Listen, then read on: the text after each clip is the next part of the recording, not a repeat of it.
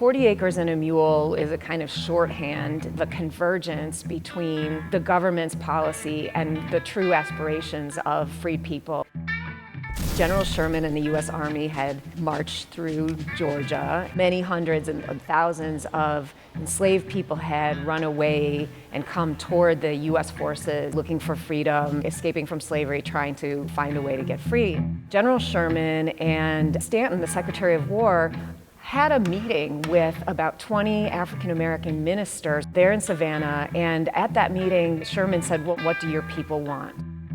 The men gathered there nominated as their spokesman a man named Garrison Fraser. The way we can best take care of ourselves is to have land and turn it and till it. By our own labor, we want to be placed on land until we are able to buy it and make it our own.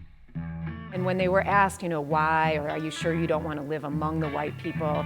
He said, no, I think that the prejudice among the whites is so deeply held that it would take a very, very long time for them to get over it. And 4 days later, Sherman issued what's known as Special Field Order Number 15, and the order basically said people can have family-sized plots, about 40 acres each, that they can settle on in a swath of land that stretched from the northern parts of South Carolina all the way down through Georgia and into a little bit of Florida, and extending from the coast and the Sea Islands about 30 miles inland. And that those lands could be settled and farmed independently by freed people. And then later there was a separate order that said broken down army mules could also be issued to freed people who were beginning to farm on this land.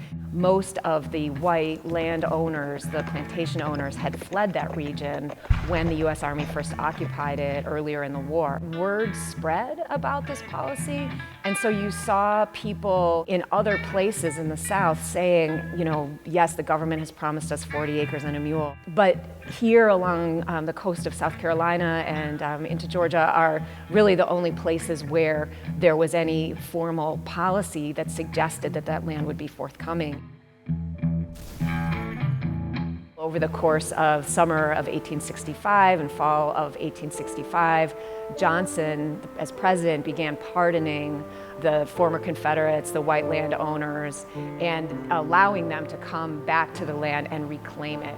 And so this was a huge disappointment to freed people who had begun farming there. One of the results of that was some people ending up having to give up the tracts of land that they had begun farming and being kind of forced into signing labor contracts where they would now be working for the landowner.